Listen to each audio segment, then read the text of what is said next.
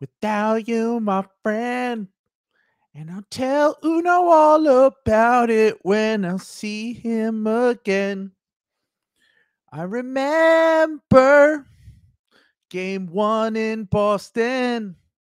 And I'll tell him all about it when I see him again. Oh, whoa. Sam has added himself, folks. He's here. He's in the building. Sam Sheehan's. Let's go. Anything good happened last night? I'm sure that this episode is all going to be about my beautiful Hawks. This is my moment. It's definitely what we're going to be talking about today. Yes. Is the Hawks' tremendous victory over the Wolves and nothing else. So that's it. Really that's all excited. that happened. I didn't check my phone at all today, but I'm assuming it's 4 games into the season. There's not going to be any slop. So no, nothing. NFL trade deadline day, not That's NBA right. trade deadline day. Yeah. The Sixers can only make major trades on days where there is a trade deadline, apparently. Josh Harris owns a football team now, and they made trades as well. So you were right that they weren't going to trade Harden until the trade deadline. I was 100% accurate. I just you were correct. Yeah, which league it was. Also, Josh Harris and the Philadelphia 76ers are addicted to making trades with the Los Angeles Clippers at 2 a.m. This is the second time they've done it. They did the Tobias Harris trade 4 or 5 years ago and did the same exact thing. But I cannot believe that they actually made this trade, dude. Like, I'm legitimately in shock that they made this trade before he even touched the floor for the team this year. I'm like blown away. I think that was kind of the point. It was doing it before he touched the floor this year. I listened to, before we hopped on, I was listening to Zach Lowe and Bobby Marks kind of recapping this. And I thought they had, one of them had a pretty interesting angle that I hadn't really thought about before, about how what the Sixers and like James Harden, like the equilibrium that they came to during this was like you stay on your side of the fence, I'll stay on my side of the fence thing, where it's like, don't find me, keep paying me.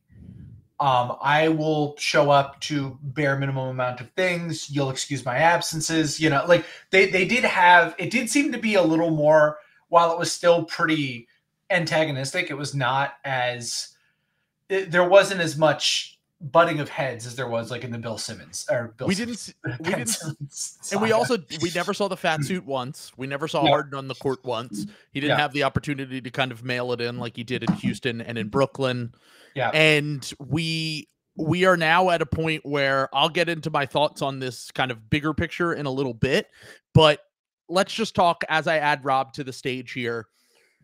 Let's just talk a little bit about what the Sixers got back for James Harden, because all along, the reports were that they weren't willing to give up Terrence Mann and that Morey wanted 2 first-round picks. Now, to my knowledge, he was going to flip Terrence Mann if he was able to acquire him to get an extra first-round pick from another team. Oklahoma City gets involved and ends up sending a kind of Mickey Mouse first-round pick, the worst of 3 different teams, Houston, OKC, and the Clippers, in exchange for a swap from the Clippers. The Sixers actually couldn't do that swap in 2027 with the Clippers because they don't have their own first-round pick from trading for James Harden to the Brooklyn Nets. I kind of look at everything that has happened over the past 12 to 24 hours as a huge win from a negotiating standpoint for the Clippers.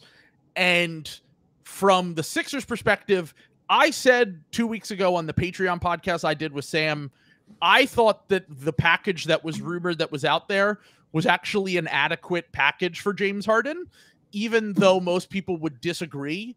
And here's why. One, I think that Clippers pick they got is incredibly juicy. I think the swap they got is incredibly juicy.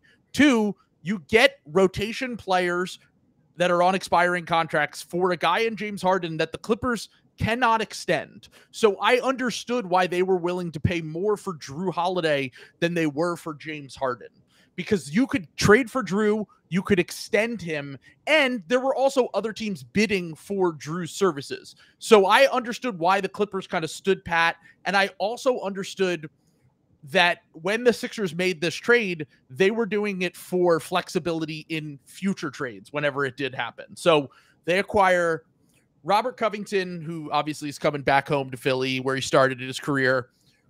Nicholas Batum, who I know, Rob, you're a fan of his, and I know he's looked a little older over the last year or so, but I think he's a really good fit for what the Sixers need. Just someone that brings kind of, a wing who can pass a little bit and shoot. I think he's going to be a pretty decent fit for what the Sixers need right now. And then they also acquired Marcus Morris, who's essentially just salary filler. I would hope at least.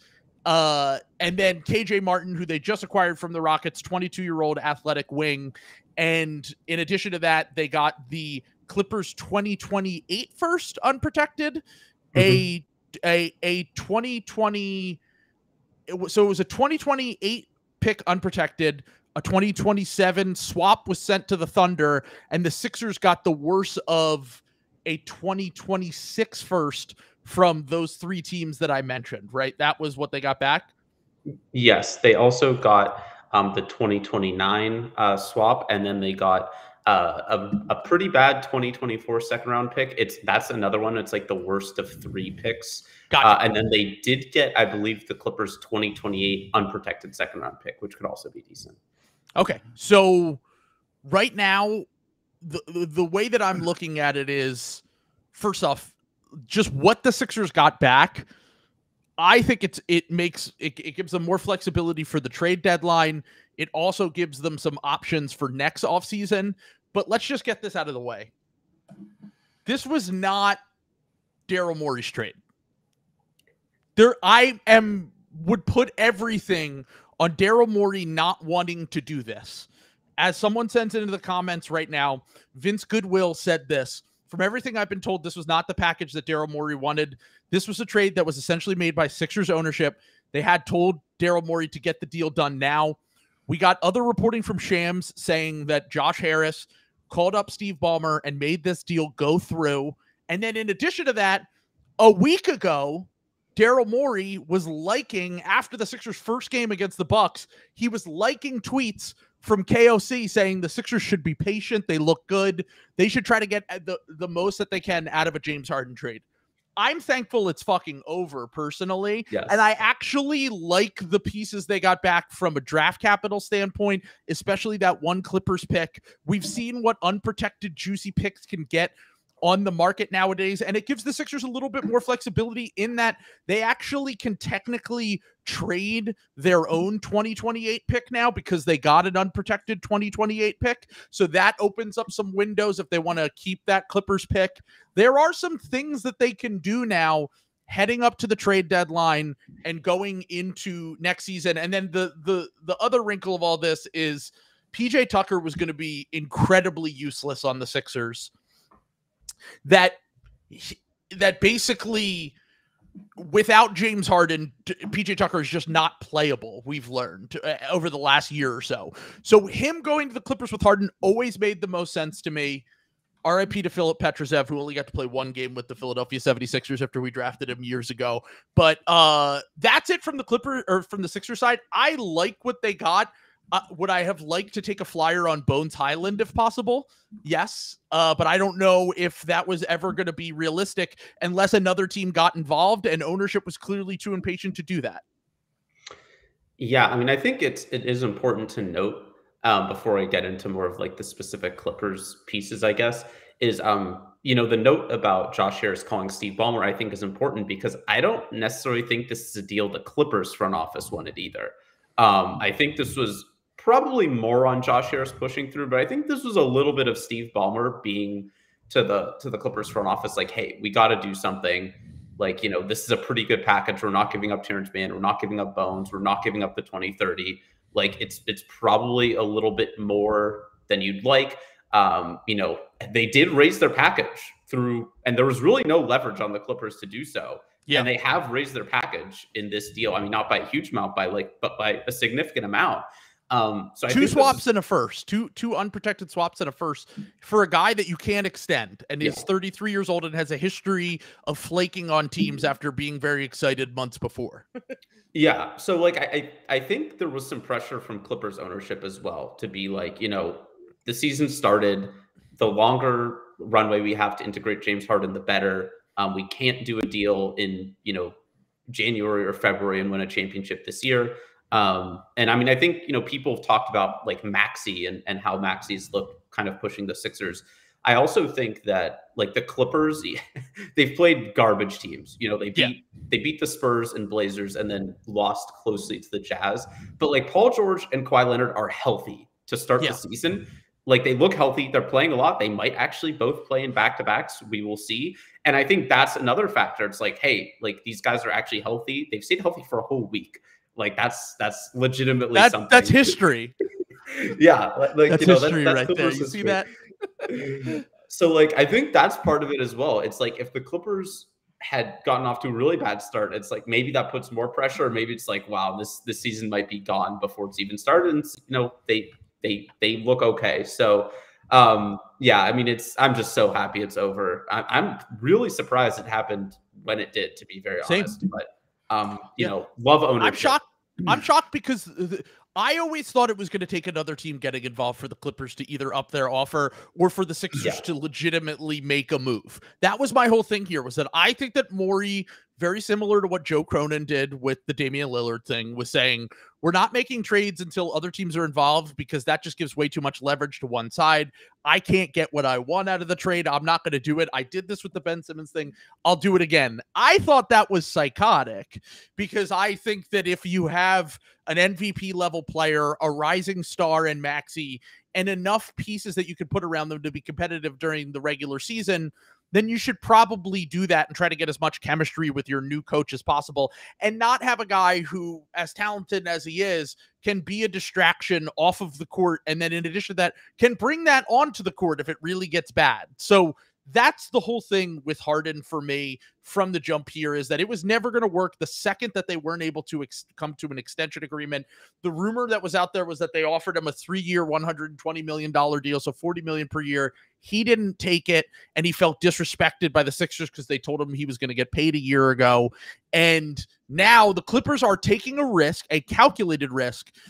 But the fact that it's weird, I don't even know. I feel like I'm being a bit of a coward for kind of copping out on this, but I low-key am like, I kind of like it for the Sixers. I kind of like it for the Clippers, and I kind of hate it for both teams, where I can see I'm a centerist on this trade right now because I need to see what the Sixers can spin these picks and contracts into first off before I can even judge it. If they do make a trade either by the deadline, which Jake Fisher said they wanted to, or I need to see how all of this stuff works with the Clippers, because from the Sixers perspective, they're just going to kind of do what they did 2 years ago and have a wait and see game and try to compete as much in the regular season. And Maxey getting this much better on these things. I see they're calling me Andrew Yang in the comments for being such a centerist on this, but it's like, I really do like certain elements of the trade for both teams, and I don't like certain elements of the trade for both teams. I think that the Sixers had some minor wins in here, getting an unprotected pick, getting off the PJ Tucker contract to clear more space for next offseason so they have more options. But also, like, I'm interested to see what this Clippers team really looks like with that primary playmaker that they've been looking for ever since they got Kawhi and Paul George. But I'm still iffy on the fit, to be completely honest with you. And here's the thing. Every time that these trades happen or free agency signings happen, unless those guys are elite talents squarely in the middle of their prime, I'm talking LeBron to the Heat, KD to the Warriors, the history of these kind of trades and moves tell us these teams never win the title. It's almost always, whether it's an injury availability thing or it is one of those things where like it just doesn't mesh all together because the pieces don't fit.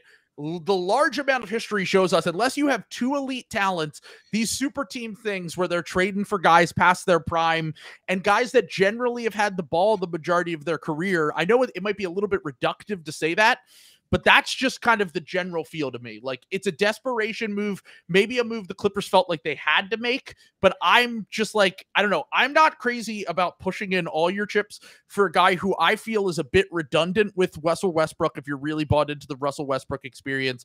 And also, are Kawhi and Paul George going to be suddenly guarding the best player on the other team now? Like, is that outside of, Man being able to take that option in a Warrior series against Steph or a Sun series against Book, there really aren't many guys that you would want him on the perimeter guarding against. So I don't know. I don't know how you guys feel about it. I'm just kind of iffy on it for the Clippers, but at least they didn't have to give up like the guys that they really wanted to keep. Yeah.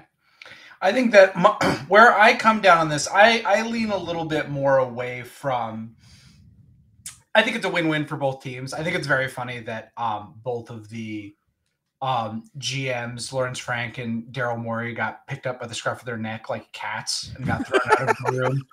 And the owners were just, the owners were just like, all right, fucking fine. We'll fucking, can we just do this like adults? Like, cause they were like getting too mad at each other. So I think that's very funny. I think it is a lot for the Clippers to give up. I also think the Clippers didn't have a lot of options necessarily versus with kind of where they were. I mean, the other option here was to finally bite the bullet on their kind of rolling things forward in service of the present, letting Kawhi and PG walk next offseason. And with them moving into the new building, I don't think that was ever going to be tenable. So you got to do something here.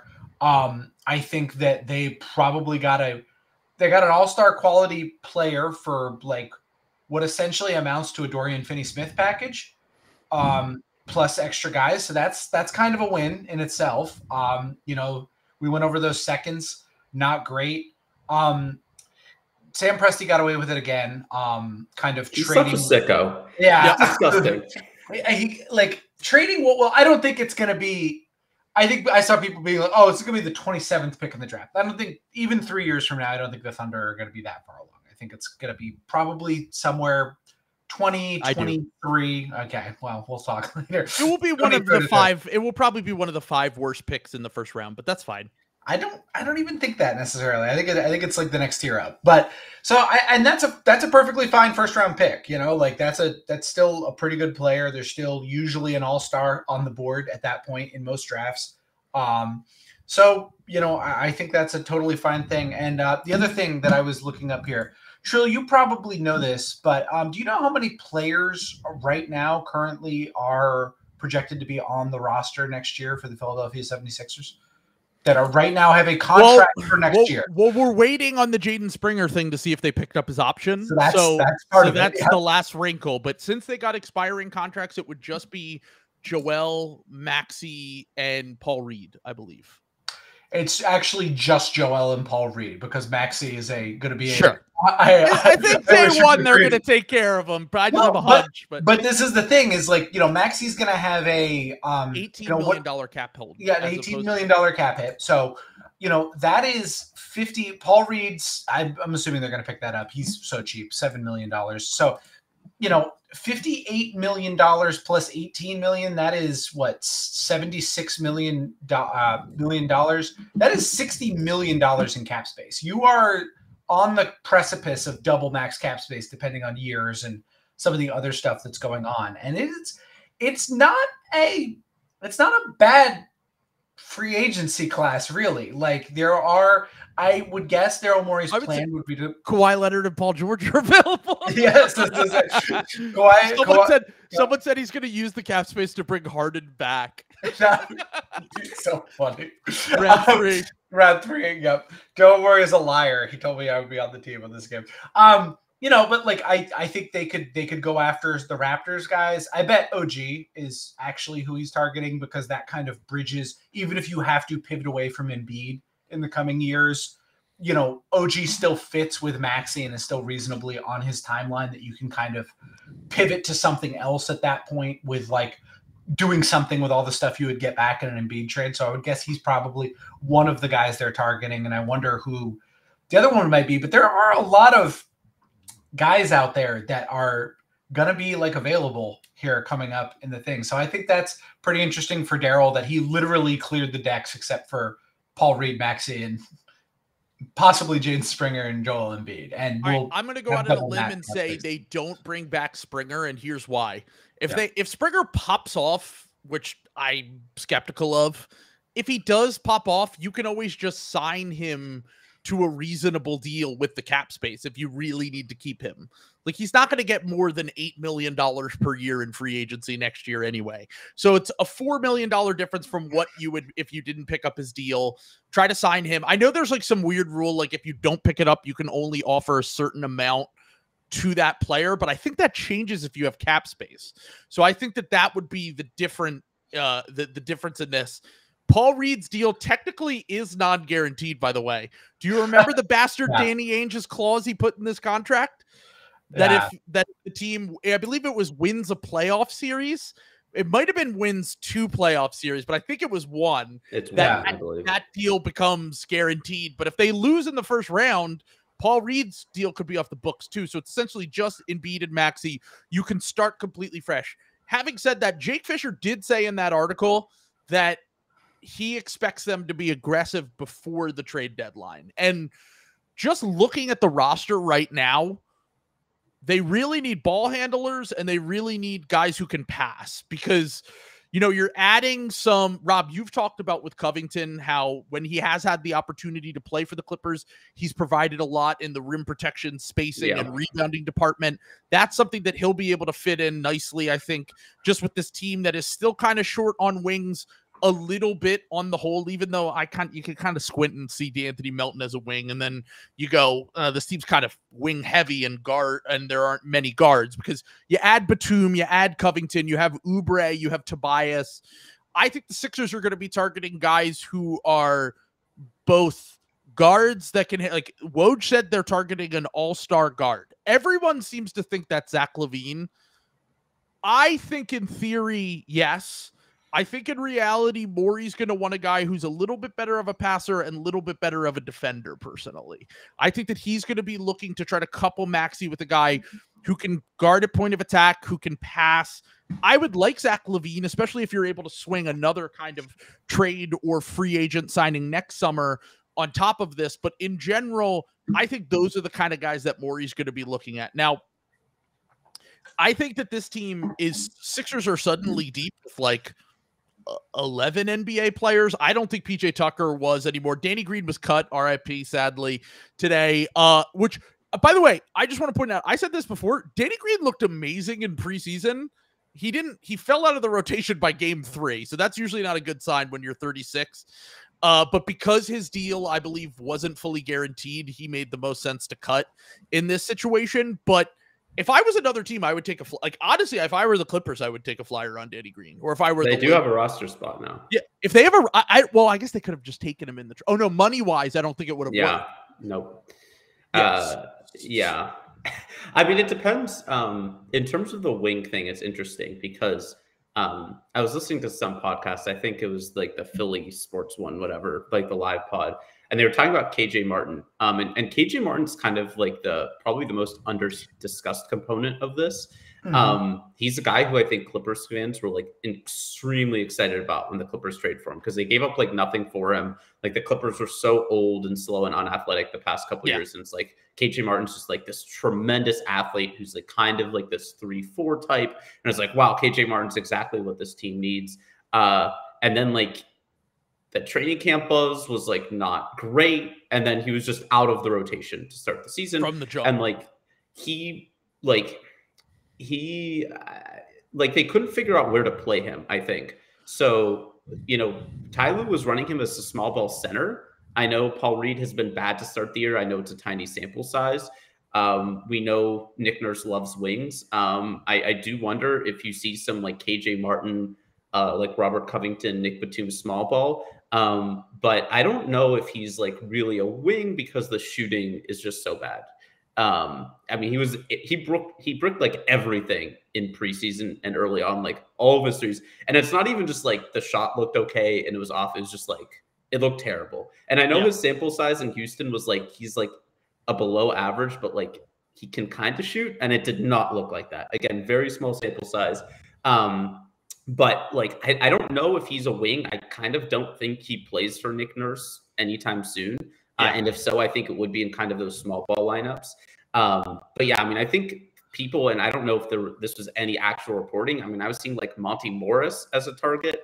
I think he makes some sense. I mean, playoff warts aside, he's a really good regular season player who can just run second unit offenses. Sure. I mean, I think flipping one of those wings and like a second round pick or two for Monty Morris makes a lot of sense, and it wouldn't empty the cupboard at all. So I was going to say the Sixers went from having like 0 wings for like 3 years to having possibly too many wings on the roster right now. I mean, if you think about all the guys I named, plus you add in KJ Martin, Melton's really a wing. He's not a guard. He's just an undersized wing in reality. You're starting to be like half of the team is wings. So just about KJ Martin real quick, I can't say I've watched a ton of them.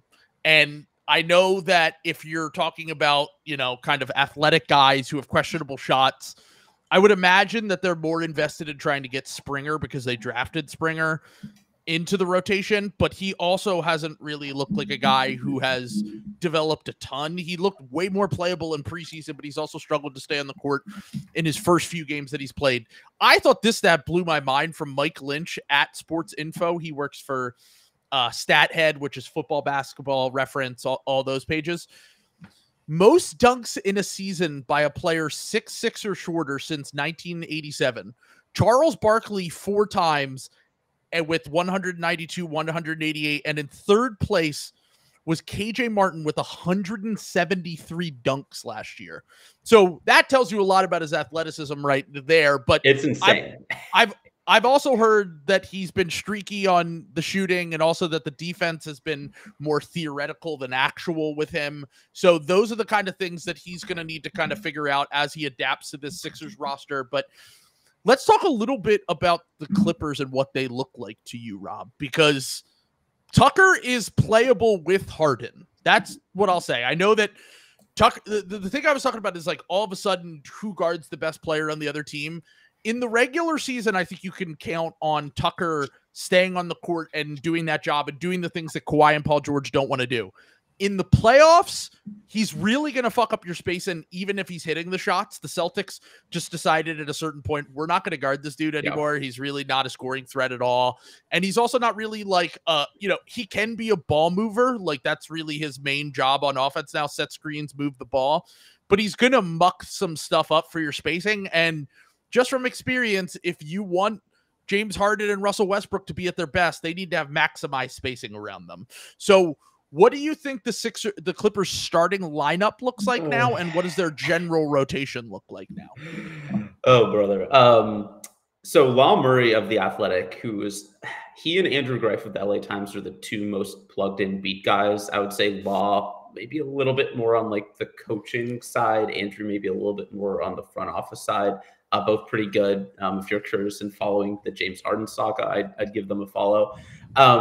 He has the starting lineup, and he's been pretty firm about this, that Russ is going to continue to start. And it's going to be Russ, Harden, PG, Kawhi, Ivica Zubac, with a bench of Bones Highland, Norm Powell, Terrence Mann, PJ, Mason Plumlee.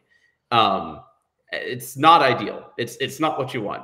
I think that like Russ and Harden have played well together. Putting them with Paul George and Kawhi is just that's a lot of guys who need the ball. The only one of them who can really play off ball is Paul George.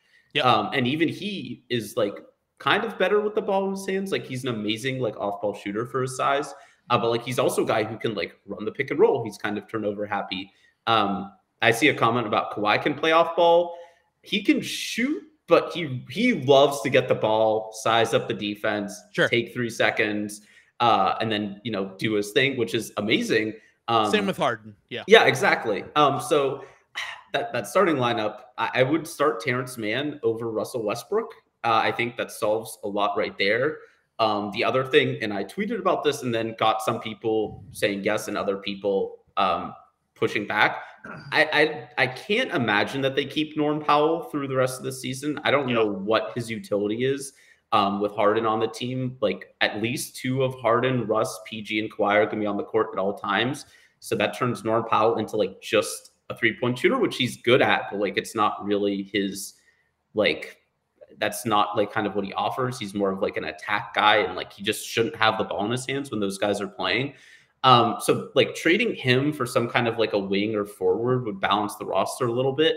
But right now, I mean, it is not balanced. The rotation is not going to be balanced. The starting lineup will probably be really good just because the talent is like outrageous. But like, will they be willing to bench Russell Westbrook? That's what I was going to say. That's what I feel like. I'm putting money on it. 30 games from now, we're going to be hearing should Terrence Mann or PJ Tucker be that fifth starter, and should Russell Westbrook be coming off the bench? I mean, it might happen sooner than that. I mean, it depends where. With Clippers, on Clippers Twitter, it's going to happen within 2 games, probably. if it hasn't already. Oh, look at our spacing! I mean, maybe I'm an unenlightened Neanderthal here. I'm not as up on my Clippers as I used to be. Whoa, fresh lot. Blake Murphy just reported that Pascal Siakam has requested a trade. He's a Raptors beat reporter. I was going to say, that's my guy. That's the guy I want on the Sixers.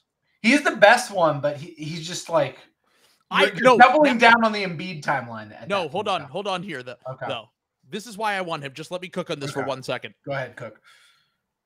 The thing that I feel like the Sixers lost the most in the Harden trade is passing.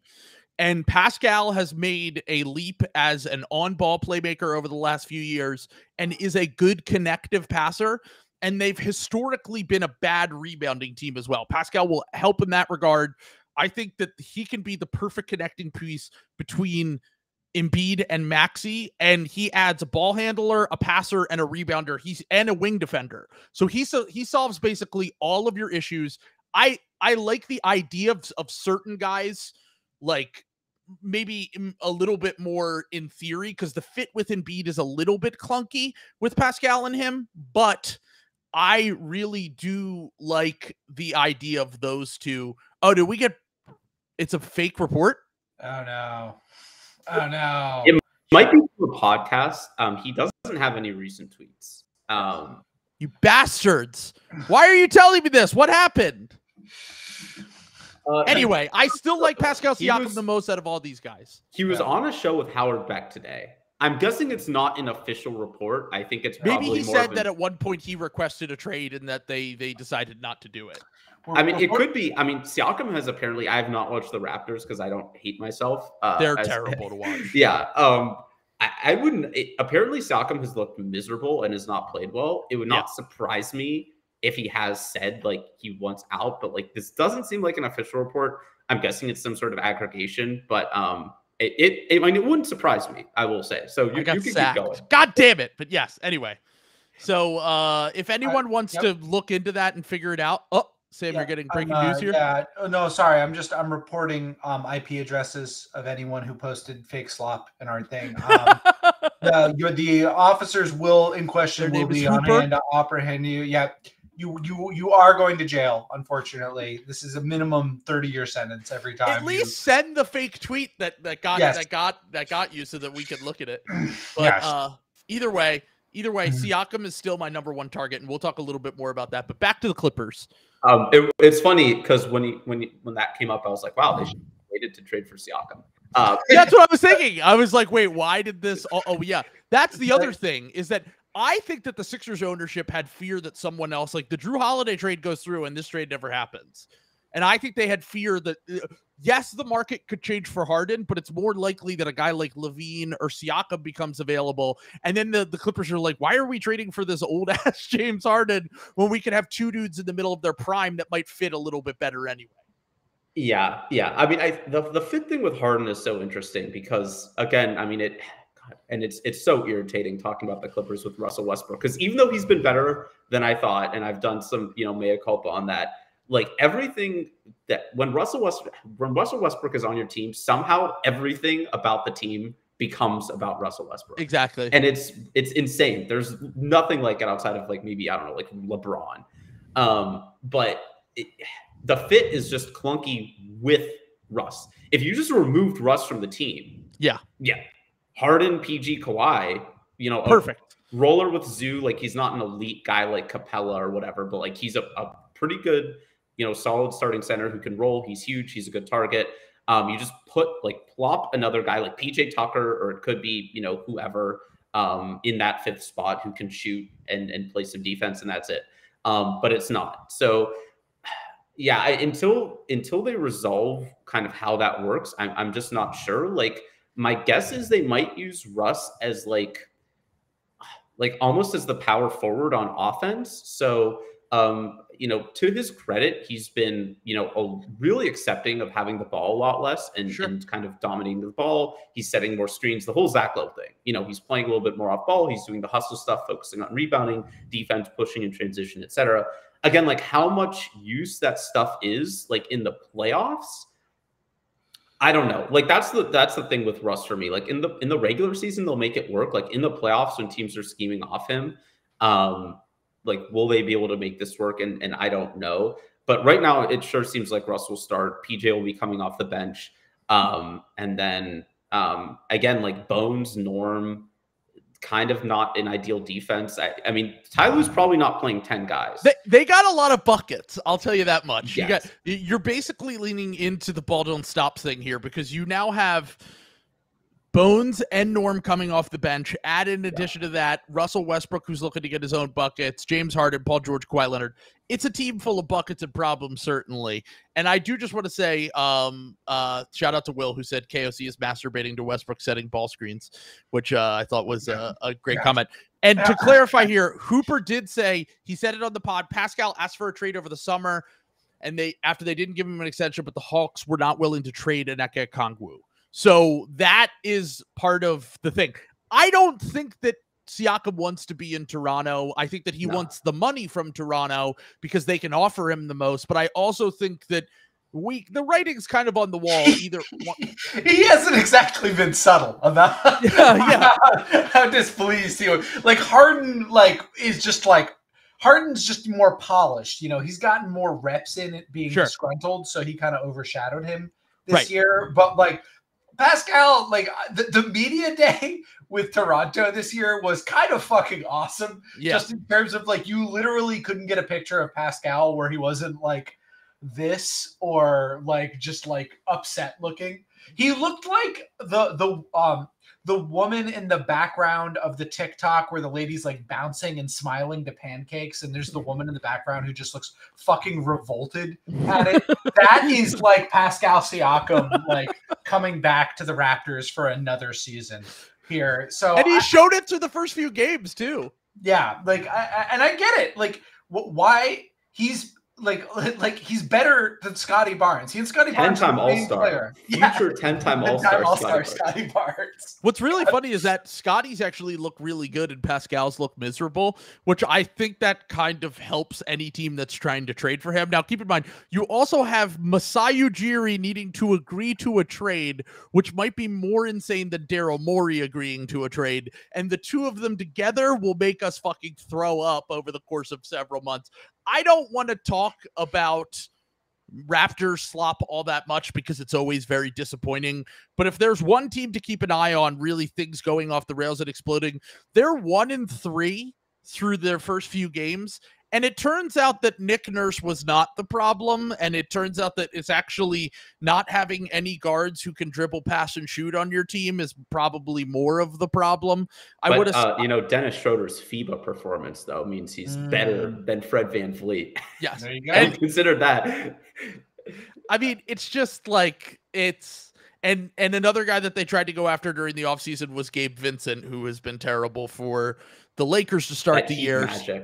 Dark magic. Yeah. So I just want to bring this up. I had someone send me this last night because I was curious to see what their half-court offense looked like through a few games. Because I watched the game where they shot 56% against the Sixers and their offense still from 3, and their offense still looked terrible.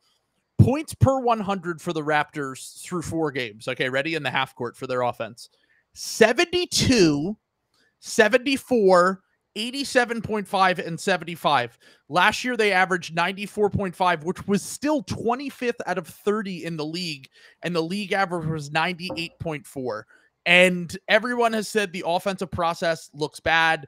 It's basically the same thing as last year, but they're not doing the Nurse thing where they create a ton of turnovers and crash the glass to create extra possessions because he had to create an entire system around that. So I would almost guarantee that at a certain point that thing's going to blow up. It just comes down to whether Masai will move one of his precious boys for a trade, even if they are both basically expiring. They can't extend OG, and Siakam probably won't extend now. So I wonder, I mean, I don't know, because OG, has made an all defense team, but I don't know if he has like the cachet to like demand a trade. If the Raptors are miserable, I think Pascal could be like, I'm out of here. Like, you guys have to trade me. Like, I'm a whatever time all-star, all-NBA player.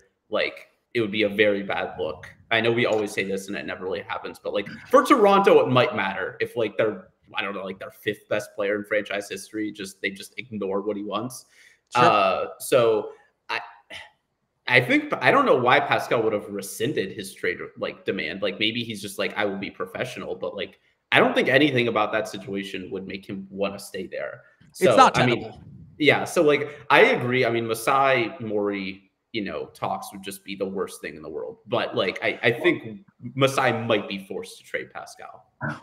I don't think he will though. Like he's gone this far. It's like I think he's just gonna see it out and be like, we're gonna re-sign them in the offseason. And then like I think he's but the thing is like they're not a cap space, they're not gonna be a cap space team the way the Sixers have. The Sixers have like their books around this.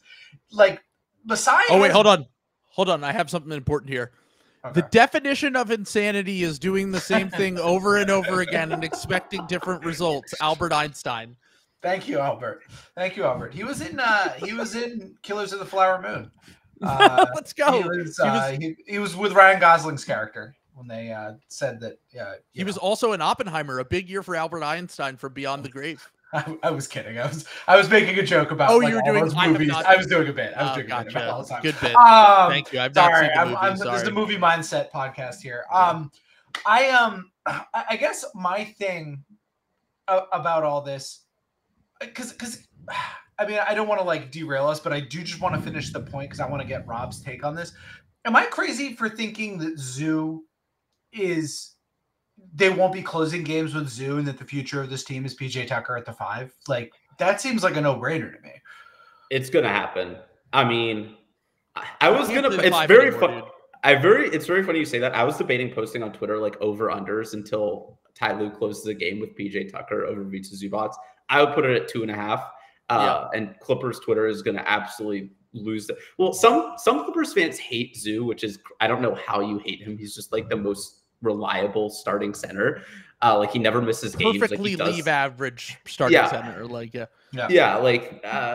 So PJ Tucker, he's definitely going to close games as a 5. I mean, this is where I rely on you because the way League Pass works is so irritating. I can't actually watch Sixers games on League Pass. So I don't watch the Sixers that much. PJ Tucker seems very close to being completely washed. Like I don't know. Like he definitely can't play the 4 because like he can't do anything on offense. Can he even do the 5? I don't even like. I think you're better off playing him at the 4, but you guys don't have a spacing 5. That's the kind of difference here. Is that the majority of your bigs are more kind of play inside. You could definitely play him at the 4 more often than the 5. Dude, I'm telling you, I think your perimeter defense and you just got to be willing to switch everything. So there might be like a certain lineup you could try that with where you put Kawhi, Paul George, Harden, and Terrence Mann out there and just hope that your perimeter switching is so on point that they can't, but he can't protect the rim at all. Like it's just going to be a disaster. And honestly, there are certain games where his rebounding is really effective. And there are certain games where his rebounding is just kind of non-existent when you're going up against like a larger team. I kind of think that PJ is a tweener now, and he can muck things up for different reasons on each side. I just like Dan said in the comments, he went 42 minutes without scoring at all this season. And the only time he ever tries to score, he doesn't even try on putbacks when he gets rebounds. It's just corner threes. Like that's the only shot left in his diet. So that is the thing. Now, once again, Harden always makes guys that are like, he made Matisse Thybulle playable on offense. And I think Matisse Thybulle's the worst offensive player in the NBA. So if he can do that, he might be able to help with PJ in the same way that he has over the last few years. They're apparently like a couple, I guess they go together like Toby and Bobby, where they just get traded together everywhere. But this will be interesting. I'm kind of interested to see if he can, because the only reason you're going to want to play him is like 15, maybe 20 minutes a game. He's the Nick Batum role. He's the exact. Yes. You're just plopping him right into the Nick Batum role, except he's a lot worse than Nick Batum. Yeah. So at everything. And he's 4 years older than Nick Batum. He's 38. Which is crazy. Nick Batum only being like 35 blew my mind because he came to the NBA. He was like 18 or something. He was insanely young. Is he 35? I thought he was 34. He's turning 35 in like December. Okay. So PJ's 38. Yeah. And he's going to be 39 in the playoffs. He's like, I mean, other than LeBron, I think he's the oldest player in the league. Which is insane. Role players never play that deep into their careers. No, like, he's an outlier for sure. I mean, like the thing with him, and I'm not saying he's not totally washed, is like he did have like those like 4 or 5 years where he was overseas and obviously played a lot less, but like he's played a lot of minutes in the NBA since then, and like a lot of playoff minutes too. Like he's really ground down. The thing, the Clippers, they just don't have a ton of other options. Like they like Kobe Brown, and like I was not a huge fan of the pick when it happened, but I think he's looked pretty good in summer league and preseason. Like he has some skill. There's not like a ton of upside because he's gonna turn 24 in like January, and he was their first round pick. Yeah, he's not that athletic, but like he can do some stuff. Like he might get a shot. I think, you know, like Dan said, they might go super small with Terrence Mann. Somebody mentioned Brandon Boston. How did Brandon Boston and Furkan Korkmaz not get involved in this trade somehow? Furkan's being held hostage, and Boston has barely ever played just like Springer. Boston, I'm going to say they might play Boston. Like there was some hype about him coming into like preseason and training camp. He immediately got injured. He got injured 30 seconds into the preseason. It was unbelievable. So he's injured. It could be why he's not in the deal. But like, I think he might get a shot. Amir Coffey is still on the team. Who I really like Amir Coffey. Like he'll probably play, but like none of these guys are guys you want like in your rotation. My guess is like when push comes to shove, it's going to be, you know, a 9-man. So it's gonna be Bones, Norm, Terrence Plumlee off the bench. And like, there just won't be another guy. And that's really small. You know, they have like the only true forward on their roster right now who's playable is Kawhi Leonard. And in the playoffs, maybe that's okay. But like in the regular season, it's like, that's a lot. Like against the Jazz, like PG and Kawhi and Russ all played 38 minutes, which is crazy. And like, I think that's why they got Harden is like Harden is, you know, he can play a lot. He can alleviate some of that. I got pushed back on the Norm Powell trade thing because people were like, Norm's a bucket. He's a hooper. You know, he's instant He's just offense. so redundant on this team though. Yeah. Like you're going to have 2 of those 4 stars. I'm counting Russ in there on the court at all times. Like, what do you need him for? Like Bones at least is like a backup point guard who can run like plays. So like, but like, Norm to me is completely redundant. So he's just a rim pressure guy at this point. Yeah. And like, I mean, that still does have value because Harden is slipping there, but like, again, like there's just not room for him because he's not a good defender. So to me, like there's still another shoe to drop with the Clippers. It doesn't seem like anything is imminent with a Norm trade, but like I'd be kind of shocked if they didn't move him. Does he have 2 years left on his deal? 2 years after this one. I mean, on the old CBA, it was not good. On this one, it's like, you know, 18, 19 a year. I mean, it's still not good. Nobody like wants that deal as he enters his 30s, but like, it's not terrible. Like he's playable at least. Like, I mean, like the thing is it feels like no one wants to sign those $18 million, $19 million deals unless it's the guy that they picked or drafted. Like that's generally the guy. Like it's the reason why like Buddy Hield never gets traded. And it's the reason why Norm Powell never gets traded.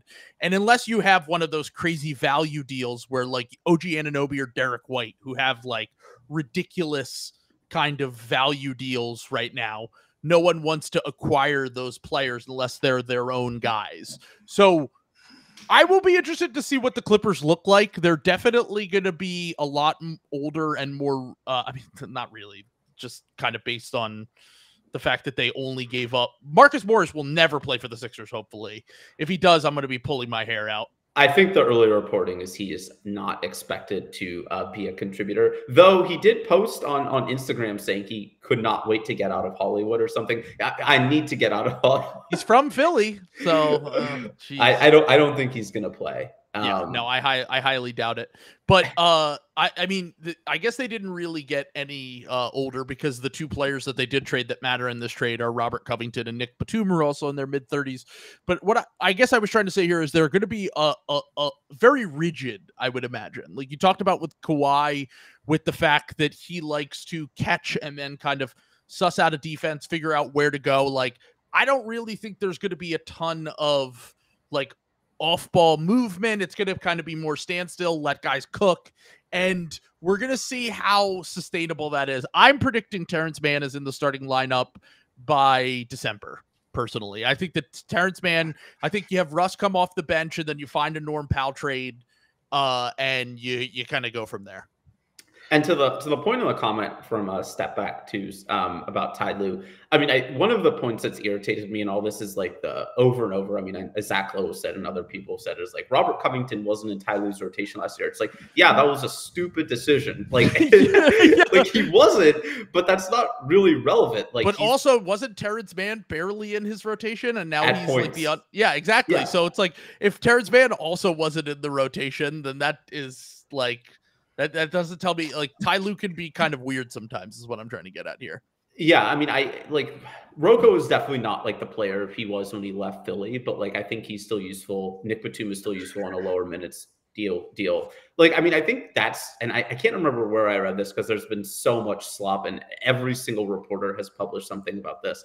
I read somewhere that the actual holdup and like the final thing was the Nick Batum for PJ Tucker swap, and that the Clippers really wanted to keep Nick Batum. And then they were like, you have to make the PJ Tucker for Nick Batum thing. And they're like, fine, like whatever. And like, it makes sense. Cause like, did you see Batum's wife post about, she was compared it to how Drew felt after he was traded, which like, look, I understand they're human beings. They have to uproot their whole life and move across the country. But it is kind of funny when it's like, Drew Holiday made the All-Star team last year, like, and won a championship with the Bucks. Like, I understand why Drew was kind of shocked when the deal went through. Batum, you know, he's 35, like he's a role player. Like these guys get moved all the time. But yeah, I think that one has more to do with all of a sudden not living in LA. If you're that would suck. Player's wife, I mean, let's be honest. Batum's probably going to retire after this season anyway. Just be like, just stay there. Yeah. He's this is his last year in the league. Yeah. So he's chilling out. Hey, he got that Charlotte bag back in the day. Back when he said he wanted to retire a Clipper. So. Hope this was going to be his last year. Yeah, this was going to be his last. I mean, he's going to retire. I think he's going to retire after the World Cup next summer. Yep. So. Hey, exactly. They're always saying that Point Breeze is the new Philadelphia. Junesby said, and I live in Point Breeze, and I can attest to that. So, so just kind of on to. I just want to say. I know that there might be some Sixers fans. I think most Sixers fans are just kind of relieved it's over. Like that's what Rob and me were talking about earlier, just kind of how relieved we are that this whole thing is done. But I know there are some Sixers fans out there like, man, this is all we could get back for Harden.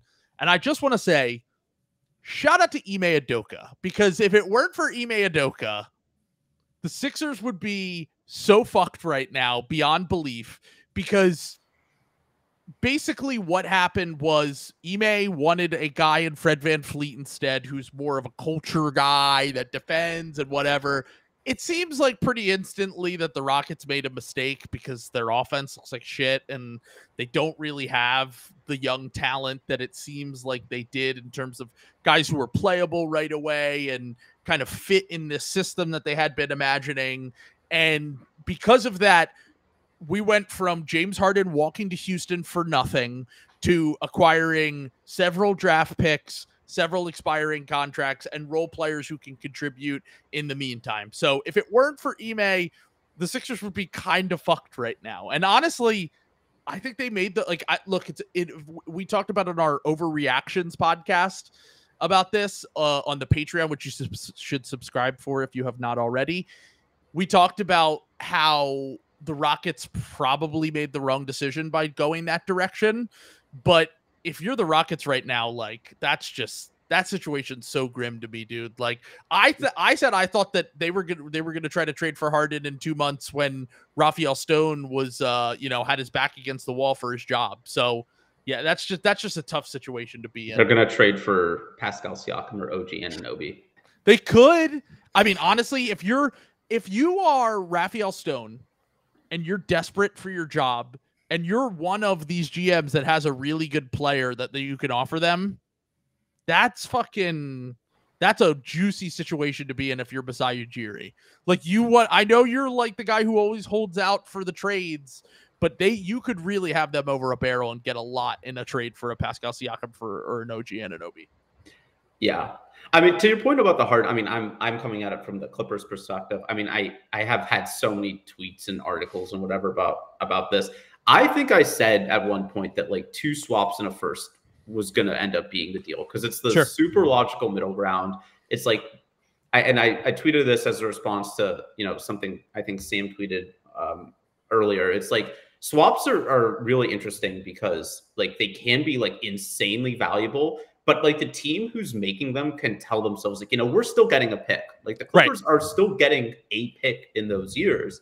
And maybe it's like if they're, worse or I mean, if they're better, like it doesn't matter at all. So like, yeah, like Jason Tatum was a swap. Like the Nets deal was the worst case scenario. The historically bad one, yeah. But like a lot of the times it doesn't end up mattering at all. Like it, it doesn't do anything, or maybe it's like 5 spots. So like, but 2029 could be real valuable. Well, the Clippers just learned that the difference between Cam Whitmore and Kobe Brown in a draft is a pick swap. So I'm pushing my glasses up my nose. Actually, Jason Tatum was not a swap. Markelle Fultz was a swap, and then Jason Tatum was the result of that trade. So, actually, yeah, take that, Brian. Got him. Well, Markelle, don't worry. We got Robert Covington back. Markelle Fultz is coming home to Philly too.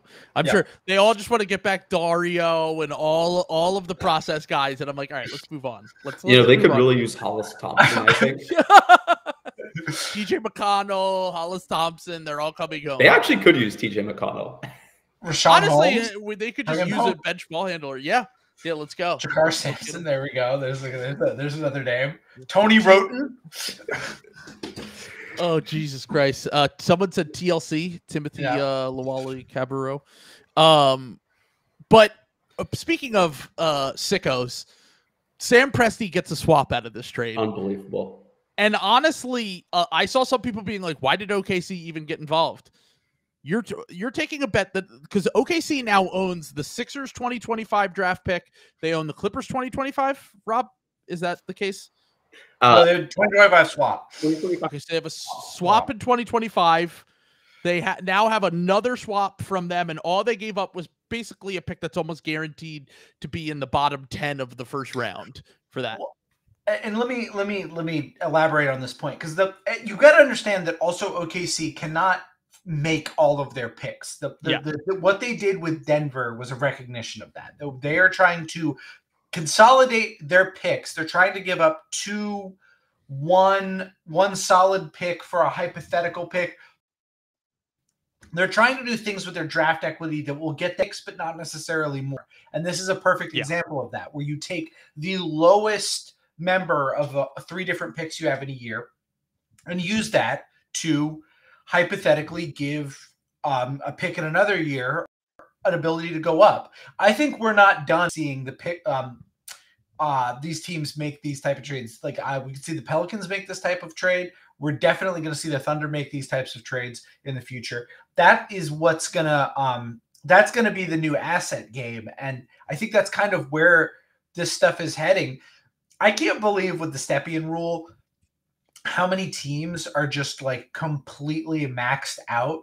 Like it's going to be interesting. We're going to be in the near future. I predict like in the next 4 years, we're going to like reach a point where like no teams have picks and everybody has just had like some sort of economy where everyone has swapped everybody else's picks for something else. Because the other thing about not having your own pick is and having other people's picks is there's no incentive to be bad.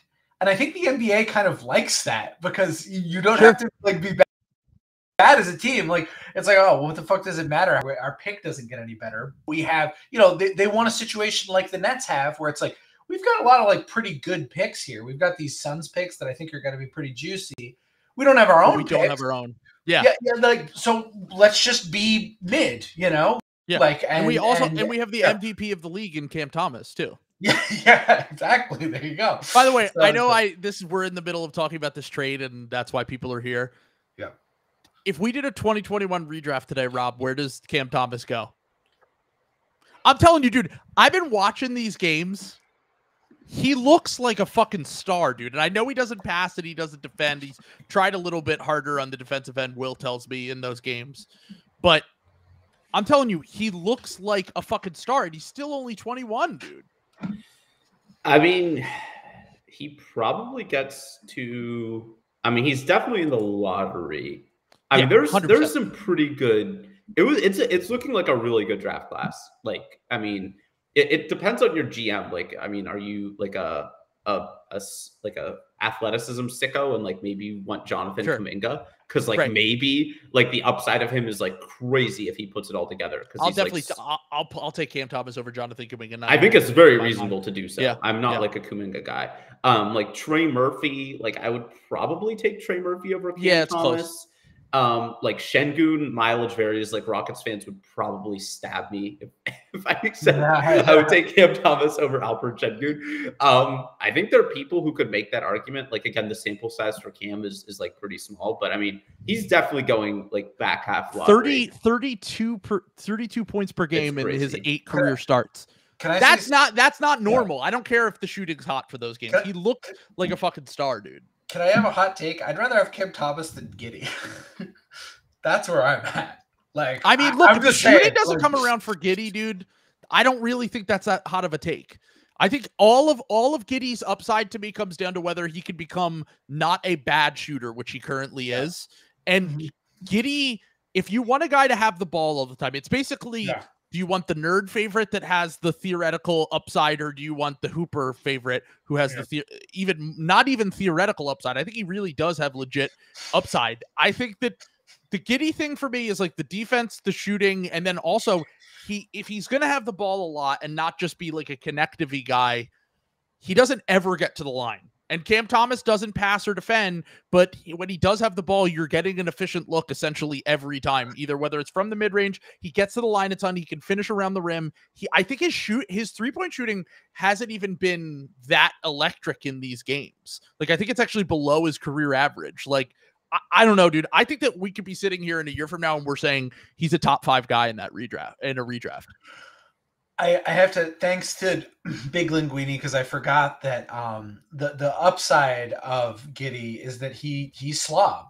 He's the slob wizard. Yeah, slob god. He's slobbing left and right. So like I had forgotten about that. So thank you. Slob on my hog. Yeah, he's slobbing left and right. So like, look. Slob is not properly accounted for in a lot of models. This is why he kind of slid in the draft. Was the exactly slob. You gotta take a guy's slob into effect. Yeah, exactly. Yeah. Oh. They're both very young, but it's so funny with I tweeted about this earlier, but I said the thing with Cam Thomas to me is that he actually had all the indicators of being like a hyper productive player in the NBA because. Like I said this, he was an elite scorer in the SEC as a freshman. He broke Carmelo Anthony's all-time record at Oak Hill Academy for scoring. And he got co-signed, as people are putting in the comments right now. He got co-signed by Kevin Durant, James Harden, Kyrie Irving. He was basically like the Lion King, but for hoopers. He was fucking Simba. They were raising him to become the one who saw over the entire land of fucking hoopers, dude. Like he might be the final hooper. Like he is the fucking the synthesis of all this shit that we've been talking about for 30 fucking years. So he is the Quisarts Haderach of hoopers. This is the product of a Betty Jesuit ploy in Kevin Durant to sort of, he was the original Hooper dream, but here is Cam Thomas, who is smaller, doesn't do anything else besides score. However, he's so good at scoring that it doesn't. So hold on, Yeah. we got this though. So Jude's B said it is Kyrie Irving's scar. KD's Mufasa. Kyrie Irving, he betrays him. he's got James Harden hanging off the cliff. I'm not getting vaccinated. Throws him off to Philly.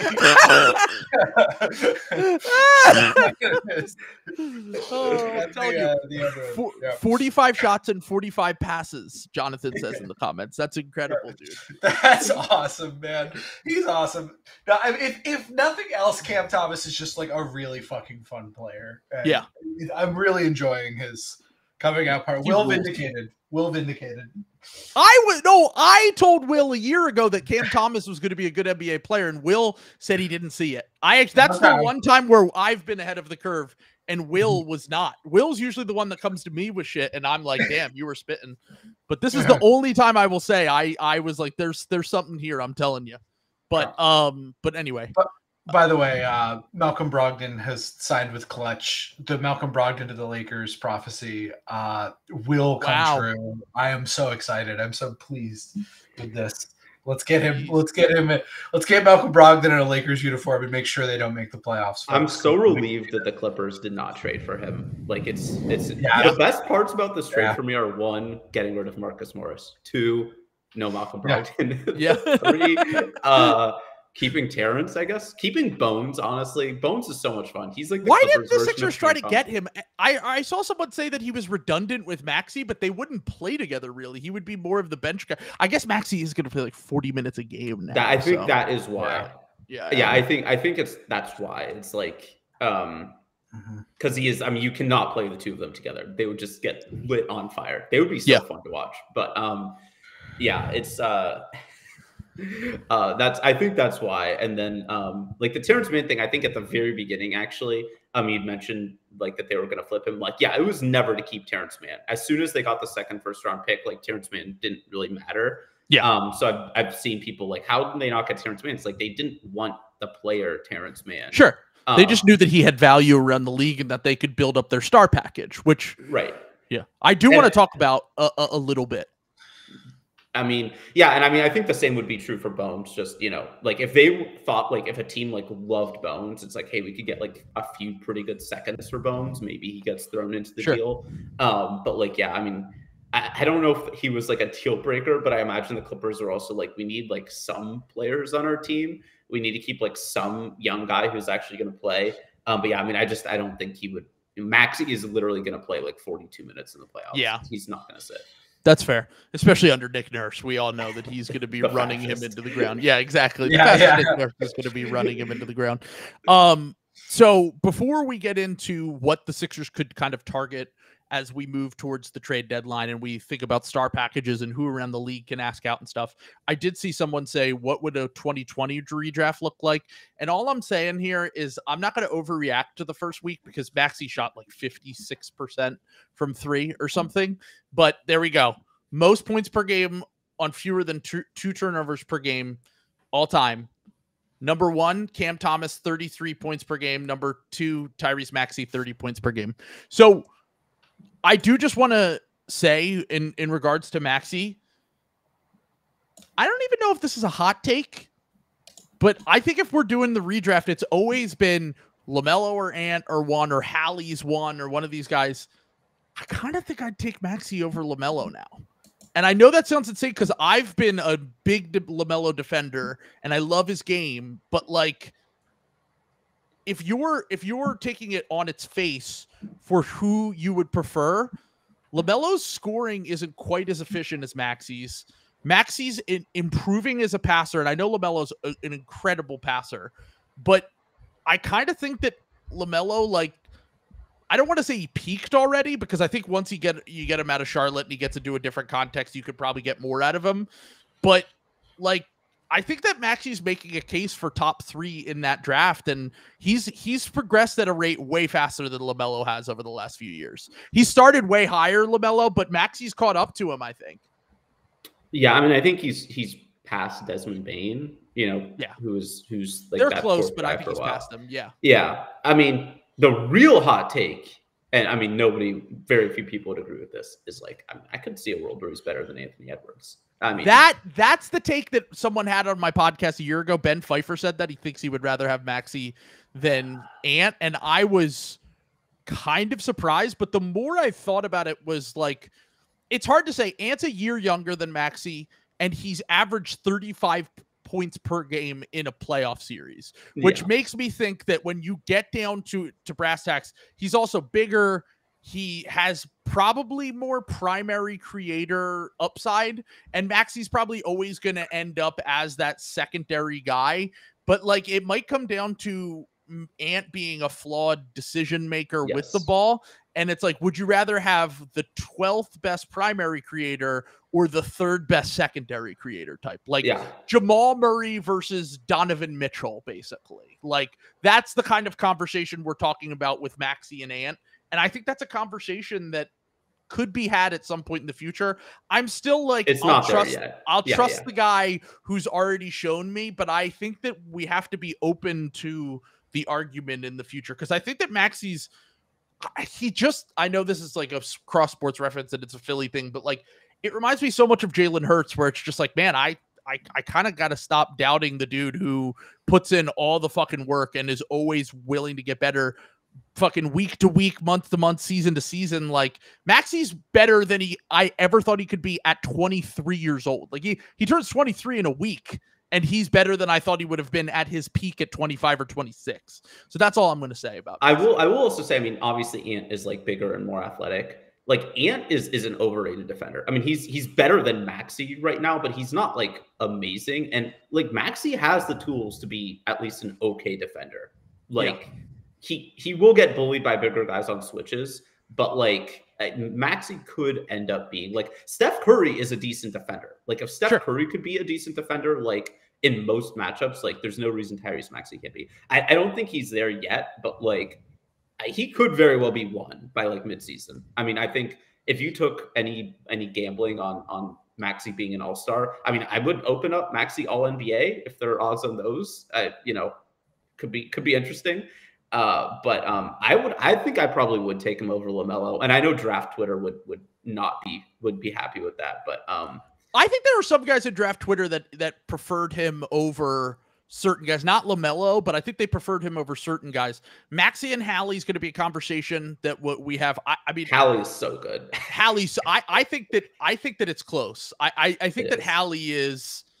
It's interesting. I want to see where we go from here, but it's a conversation now. And a year ago, I would have never thought that this was going to be a conversation that we're having. So we're going to see. We're going to see. Probably we'll have a better idea a year from now where they're at. But I think that it's all up for debate, and it's something that I never thought I would be saying right now. And I mean, I think that does play into, all this does play into like the next star package, which is I think where you're trying to go, which is like, I mean, if Maxey isn't just like a really good starter or like a guy, but is like your number 2 guy, which like maybe he looks like, then like the fit becomes much more of a thing. Like, can you really play Maxey and LaVine deep into the playoffs? Like, I don't know. Zach LaVine is really, really good. Like, he's shown he can be okay on defense. Yeah. But like, do you want to play a guy he's an Anthony Edwards type defender to me, where like, on ball, he's totally fine off the ball. And honestly, that's kind of been Maxey's thing too, is that Maxey you run him through screens and you can lose Maxey. He gets back cut sometimes. I know that he's been more willing to play the passing lanes, and I think Nurse will hopefully get more out of him in that regard. But like, if you looked at the stats from the Celtics series, Maxey was actually early in the series, they were hedging on a lot of their pick and rolls, and Maxey was getting involved in the action and they were just getting smoked. When you actually looked at the numbers when you switched on those, Maxey was holding his own against Jaylen Brown and Jason Tatum. And like, those are the guys that are going to be able to play Maxey off the court in a playoff series. Like, that on defense, theoretically, that was always the idea, was that the Celtics are this team that is built to do that. But I think that like, that is the conversation we're going to be having about like who the Sixers can acquire with these pieces that they've got. Cause I think they're going to be making, my prediction is they make a move that's like either they go get that third guy, whether it's Levine or OG or Siakam, or there's some other guys you could float out there too. And then they still have enough cap space next summer to acquire the pieces that fit around those guys, is my guess. Like when all these contracts expire at once and they can go make a play to get guys, maybe Jeremy Grant, someone like that. So the guys that I think that could become available in the next few months are Levine, OG, Siakam, Brandon Ingram, Jaylen Brown. Jaylen Brown had 7 threes last night. Sam's trying to sell high on the contract. He's really good. You gotta go Pelton. I'm just kidding. I like Jaylen, but Ingram's one that's pretty interesting here. Brandon Ingram is someone that was more of a long shot we had when we did our draft on the Patreon, where we did drafting guys who could possibly be available. I don't think he's going to be available, but they didn't come to a contract extension agreement with him. It's just something to keep an eye on. That's a guy that's out there. Another one that was thrown out in chat earlier that I don't think the Sixers would be interested in, but it could move some pieces around the league, is Karl Anthony Towns. So those are the kind of guys I think that are going to become available and are going to shift the needle. And there are also guys right now that we're not even thinking of. Teams blow it up midseason all the time now. Like, it's not like it was a few years ago where stars didn't get traded in season. We've seen a huge star, if not multiple huge stars, at the past few deadlines get traded, and really completely changes the trade market. Yeah. Julius Randle, you are a Philadelphia 76er. That's the one guy that is a good player that I just don't want. The fit is just to me. I don't like it. Markkanen is a good call. Markkanen was an interesting one. Sam's been talking about this for a year. He thinks Danny's going to sell high on Markkanen and get a bunch of picks for him. Yeah. I think he wants to sell Markkanen this trade deadline. Danny Ainge, this is classic year 2 of a rebuild like Danny Ainge. Like, you have all of these guys you've brought in. You start just sort of churning everything else. You've got Flag on the horizon, who, look, let's just say, is a culture fit with what the Jazz want to do. Especially after his Duke photo shoot. I don't know if you saw it, but he's joined the Brotherhood with the flame, the tiki torch, if you will. Brotherhood. I think it's very funny that, like, Cooper Flag, like, grew up, like, watching Jason Tatum, which is like, Jason Tatum is my favorite player. I modeled my game after Jason Tatum. And, like, the same way Tatum said that about Kobe, which, like, guarantees that Flag is going to be a Laker to me. Like, the main guy who loves Jason Tatum, who, like, wow, I'd love to play for the Celtics. He's just going to end up on the Lakers. 10 years from now. A demon, like, just hated by the entire Celtics fan base. But yeah, I guess my thing with the Jazz, I think they are, let's just say the West is a little stronger this year. I think that there are going to be some teams who are going to quickly realize that they're in a little bit of trouble. Let's say there might be a team in, like, let's say Tennessee or perhaps Eastern Texas that might be a fit for some of these teams, so to speak. And I just think there's going to be more of an appetite for GMs who are close to losing their job, or are in a little bit of a hard target. I think what's his name? Zach Kleiman? Is he the Grizzlies GM? Yeah, I think they've probably got a little bit more of like a he's probably got a little more rope than, say, like Raphael Stone does, or something like that. But Zach Lowe was talking about this on the podcast today. The Grizzlies are 0-4. They're going to have to make up their mind pretty quick whether they just want to punt on this season or if they want to, like, try to get back competitive to, like, maintain contact to just hold the fort until Ja comes back. I think do that. I don't see them making any major moves in season, only because like they've built their whole thing on, like, being that competitive young team that does the winning culture. Like, they want to be like the Spurs. Like, they don't want to tank and try, and, like, especially because the draft isn't great next year. Like, I would be shocked if they were a team that made, and even if they did trade anyone, like, who Smart's the only one I can think of, right? Who else on the team would they trade? They're not trading Bane. They're not trading JJJ. They're not trading Ja unless it's Ja forces their hand. You have to trade like some of your project guys, like Zaire Williams or like Santi Aldama or something like that for like or like combining them to get like another like rotation big or something like that. Like Mo Bamba is a Grizzly. Yeah. Bye, Mo. You can make up for it, Zach Kleiman. You guys passed on him in 2018 for JJJ, which was obviously a horrendous mistake, and you can make up for it and get the best big from the 2018 class. I just kind of, if I were the Grizzlies, I might look around, see where the West is at, see how much fucking bad luck we've had out of the gate. Yeah. I mean, Brandon Clark's knee is blown out. Steven Adams is already done for the year. Ja was already missing more than a quarter of this season. I might just fucking boot on hand over the keys to Kenny Lofton. Yeah. What's their pick situation? I'm going to look up what their pick situation is because I think they have all their picks. They have all their picks. No, didn't they trade? They traded the Celtics. They traded them the Golden State Warriors pick they had. They have their own picks. Well, but there was two. One went to the Clippers though, or no, sorry, one went to the Wizards for something though. In that. They have their own picks. There were two. They traded their last year's first, and you guys traded back and got seconds. And they got Jordan Walsh. Yeah. They have all of their own picks. They do the Celtics thing where they generally keep control of their own picks, and that's the thing is that they have their own pick next year, so they could lean a little bit into the tank. And I don't think it's going to be too hard to do in this Western Conference, to be honest. That's what I'm saying. Like you could, like in the West, like you could. Like you could punt on this season. You could get all the way. I mean, it's a bad draft, but you could still get all the way down to like fucking 8. You could be picking 8th. Yeah. Like if you're the Grizzlies, like if you just start doing like some shenanigans, like I don't know, say Ja is recovering from shoulder surgery, and then you just keep him out the year or something like that. Like they could do what the fucking the Mavericks just did. Yeah. Like where you're getting like this not. This mid-lottery pick, and then you can just, kind of flip on the fly, and then you get your whole team back next year, and you try again. But I don't hate the idea in theory, to be completely honest with you. I just don't see Memphis doing it. With the way that Memphis drafts, like, it's not the worst idea in the world to get a top pick. Like, that could really change what the ceiling of your team is if you hit on that pick, even if it is considered a weaker draft. Like, they have the core pieces in place already. That's not really the problem for them. The problem is the rest of the team and the injuries.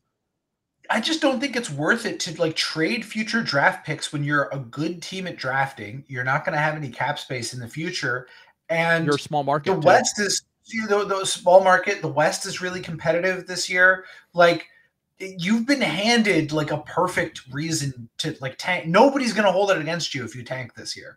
Like Russell said, the Grizzlies leak a photo of Ja with another gun, so the NBA suspends him for the rest of the year. They could tank. Honestly, they could just like leak their team investigation. Yeah, you know what happened with those Pacers staffers? Actually, we were hiding it this whole time. He's got to sit out 82 games. Like, it's possible. So I don't know. I think it's worth looking into if I'm the Grizzlies. That Steven Adams thing just really destroyed them, man. Like I just don't understand how. They were already thin, and then they lost another important player, like Bismack Biyombo's. He's the one guy they couldn't lose. Like that was where they were weak on depth, and like it destroyed the rest of their team. Like I really did feel like the Grizzlies would be in pretty good shape if they had Steven Adams. It's just their someone on this podcast said they were going to be 19-6. I stand by that, by the way. Before the Steven Adams injury, like I really think like with his screening, it's all on his back. Stuff, yeah. But God. Brian, do not say that. Okay, all right. So here we go. This is what I'm gonna say. Bry Guy said, from a Celtics perspective, scared of the Grizz selling Smart to like the Heat. I mean, if you were putting a guard in the backcourt with Tyrese Maxey, who would be the ideal guard? Because I think that if you're not getting a star, Marcus Smart's probably in the top 5 of guys I would pick from. Yeah. Defends. He can defend. He can switch. Yeah, sure. Anyone who's been Drew Holiday, anyone who's been on the Celtics, basically. Yeah, like Derek White. It was Derek White. He's a good passer. Like the Sixers need passing. Yeah. I think that the only guy I could see realistically becoming available is Smart. And if Smart does become available, I think it's going to be the teams like the Sixers and the Heat. The Bucks don't have enough, but it's going to be contenders that are going to be interested in him. Peyton Pritchard, 2 firsts. You're bringing him home already. You can't trade for him. Coming home.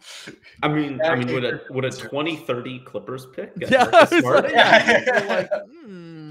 Interesting. Bones Island and some future draft capital.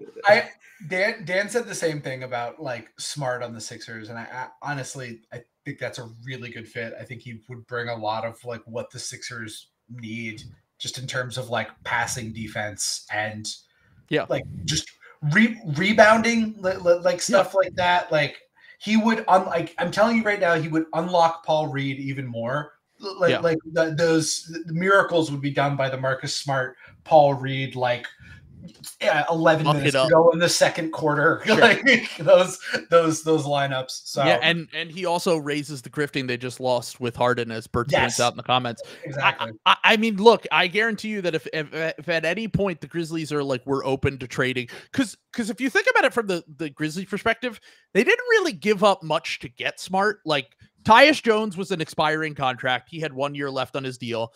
Tyus is a really good regular season player that would help them right now, but you're not losing your mind over losing Tyus Jones. And then you traded a late first that the Celtics spun into a bunch of seconds, and they drafted Gigi Jackson in the second round ahead of Jordan Walsh, I believe.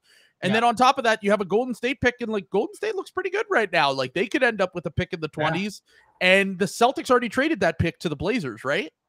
In the Drew Holiday deal? Yeah. So like I would say that if you are the Grizzlies and you're reimagining things, I think Smart might be the one guy that becomes available at some point this season. And you could probably get back most of the return you already sent out for Smart anyway, possibly with picks that have higher upside. I don't think the Sixers would trade like an unprotected first for him, but they could protect one of those picks and send it to the Grizzlies, and then the Heat have all their draft capital too. He's also on a great contract that like would not bite into your cap space that much. Like and you could do that. Yeah, and as people are pointing out, Smart in the fascist environment cultivated. Oh by God, would just be like, the head commander. Oh man, I would say like Melton, Smart, like Rocco, and Embiid on defense. Pretty good core around Maxey. God. Yeah. Oh God. Embiid is part of the core around Maxey now. Notice that I slipped that in there. I hate this. like it is like a nightmare of mine to like second round Sixers. Porzingis goes down game 2. Smart is back, and I'm just watching Smart just fucking pick us apart with like fucking Luke Cornett out there, and I'm just I need that. Give me that. Give me that. I'm doing a take based on kind of wish casting here a little bit, and a hyper overreaction to the first week of the season to a team that actually beat us in the first game. Mm-hmm.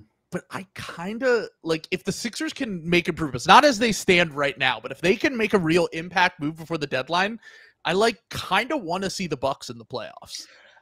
It looks tough right now. Yeah. If Middleton is healthy, that's different because their offensive rating apparently with Middleton on the court is like 140 right now, but he's only playing like 15 minutes a game. So like if he just can't play big minutes anymore, that changes everything for me and how I feel about the Bucks. He's just not he's not the same guy on defense, and he's also very limited in terms of how many minutes he can play. But that's just how I feel, my general gut feeling about a Bucks-Sixers series, if we're talking about it. But I did have Gabe here in the comments also say, how would you rank Lauri, Ingram, OG in terms of availability and fit for the Sixers? See, the Lauri thing, I don't like. Lauri's an amazing offensive player now and one of the best shooters in the NBA. I don't know if I love his fit on the Sixers as much. I think it's OG, to be honest. I think he's the best option there. Yeah. All of those guys are going to want the ball. So and also all of those guys are defensive liabilities except for OG. Yeah. I'll say this much. My number one is Siakam. I would go Siakam, OG, Lauri, Ingram. Even though like Ingram's a really good player, I'm not saying he's not a good player. I'm just saying, I forgot about Levine. I'll throw Levine right in that same area as Lauri. Like maybe they're in the same tier. He might be 3, Lauri might be 4, might be reversal. But I like Levine a lot. The more I think about it, I'm like, how bad of a passing team can you be and still win a title? And like, if they're not acquiring someone who's a positive passer. Siakam's really the only one on this whole list that's a positive passer. They have to give you something off the ball and on defense and like fit in with Maxey and Embiid more so than like take over in a game that they really need. So I do, to be clear, I do hate watching Pascal Siakam play basketball, but I'm willing to make exceptions if it helps the Sixers championship odds. Also, Maxey outweighs a lot. Maxey is so much fun to watch. Caruso would be, I mean, if the Bulls blow it up, Caruso would be a pretty good fit. Oh, he's smaller than Smart or whatever, but I mean, his defense. He's so good on defense. Yeah. And a good fit with Maxey in the backcourt too, even if you would like the shooting to be a little bit better. But Caruso, that's such a Morey pickup too. He's such a calculator rat. Melton is almost the ideal fit if he was like 5% better at like passing or decision making. Like Melton is pretty perfect because like he can shoot. His defense is really good. He does like all the little things. But like, you just like the decision making, dribbling. Like he's just so close. He's guard Rocco, someone said. Like he's like the idea of Melton is like he's the final guy we need, and then he's on your team, and you're like, okay, I see the flaws now when you watch him every game. And like very good role player, probably better in the regular season than he is in the playoffs. And I think that I don't know. I'm interested to see kind of where things go from here. I think that this is going to be an incredibly competitive few months for the Sixers. If the Sixers aren't making all-in moves, that tells me I think Daryl Morey's gone after the season. I actually think that Daryl Morey could be leaving either after this season or after his contract is up, and here's why. The last time that a team meddled, or last time that ownership meddled in a trade that he was doing was the Chris Paul, Russell Westbrook thing, and he left immediately after the season. And I think part of the reason why he took the job with the Sixers was because they were going to give him full reign and he could do whatever he wanted. And I think they were willing to do that through the Ben Simmons saga, and they were willing to do it through all of this, even with getting in trouble with the league, with the fucking tampering stuff, and with Ben sitting out and all of this. But like the Harden thing was just a bridge too far for ownership, and they had to get involved. And I think that Daryl ultimately will be like, I just want to be with a team that will let me do whatever I want, and he'll leave for another team if there is an opportunity. He's coming home. He's coming home. To where, Boston? The world that he's coming home. No, to Houston. Oh, he's going back after Stone gets fired. Wash away. No, Morey goes back to Houston, then Harden goes back to Houston. They were doing, remember Zach Lowe's? By the way, I listened to Zach's podcast talking about Harden with Bobby Marks. Mm-hmm. I didn't even have to listen to that podcast to know everything that was going to be said on it. Yeah. It's like, dude, his fucking thing with I called him the guard Karl Malone, 2 of 11, all the stuff with Harden. I'm like, dude, we get it, man. Like, oh man, yeah, he loves. He really. That's probably the most Zach like dislikes an active player is like James Harden, and it's like the whole media. Let's be honest at this point. Yeah. Like, I saw a tweet from YC earlier, who Young Costanza on Twitter, who had a really funny tweet, and it was perfect. He said, "The best day of a sports fan's life is the day that their team trades for James Harden, and the second best day is the day that they trade James Harden."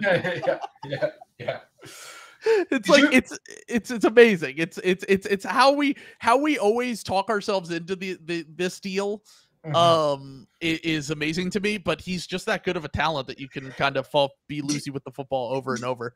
Did you listen until Zach got to his Toronto consent manufacturing segment at the end of the thing? What did he say? He said, well, you're gonna have to, if you want one of these Toronto guys, you're gonna have to pay up, because Daryl Morey, because Masai Ujiri said he last time around he was offered 3 first-round draft picks, and he said no to all of that. So it's gonna need to be a better offer than that. I was like, okay, well, here's a better offer for you. You wait 1 year and you get both of them in free agency, because that's what's gonna happen. Yes. So I saw someone say in the comments that Nick Nurse and Siakam had a falling out. I think they beefed a while ago, and all the reports that have come out, it sounds like the young guys and Gary Trent Jr. were the ones who didn't like Nurse. That might include OG Anunoby, I'm not sure. But it sounds like Van Fleet and Siakam did not have an issue with Nurse, and it was just kind of change of scenery. Yeah, it was Gary Trent Jr. and Scotty were the ones that don't like Nick Nurse. So I don't really think that the other guys have an issue with him. Yeah. Yeah, I They mean, did fight Gary that Trent one time, Jr. says should not matter. Yeah. It's like one of Exactly, those things. It's like every once in a while it'll be like somebody on the Clippers like doesn't like the head coach or the front office. Like, who cares? Like, Exactly. No, Gary I totally. Trent is like an eighth man. Yeah, exactly. Like, sorry, dude, your opinion doesn't matter here. Like, we've been trying to find literally anyone who can create and shoot, and you, in theory, can do that, and it still has not helped our offense at all. So I really don't care. But yeah. Any other thoughts on everything in that terms happened of like today? actual basketball stuff? I'm really interested to see what the Sixers go with as their fifth starter. I mean, Kelly Oubre until like Rocco and Nick Batum get adjusted seems like probably. the guy. But like I feel like having his scoring off the bench makes more sense. You probably want a guy with better defense, like a little bit less of kind of the shooting less of the kind of the scoring impulse at that position. I kind of think it might end up being Rocco. He seems like such a Nick Nurse guy. Yeah.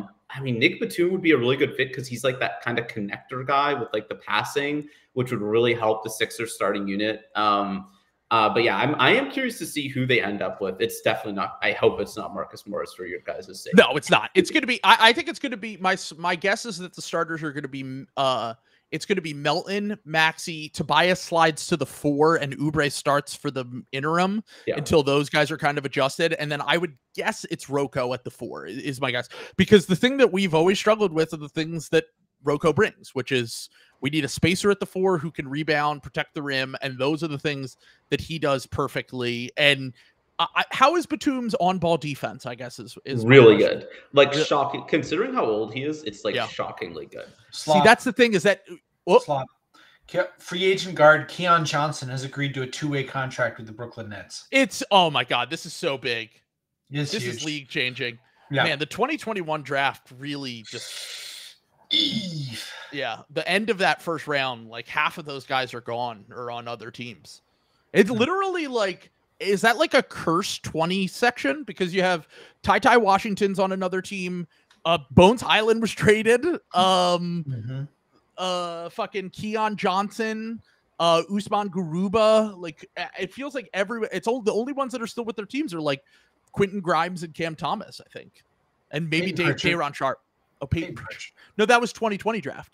This is 2021. Oh, yeah, fuck. Yeah. Fuck. So the 2020 draft is elite. Yeah, exactly. But yeah.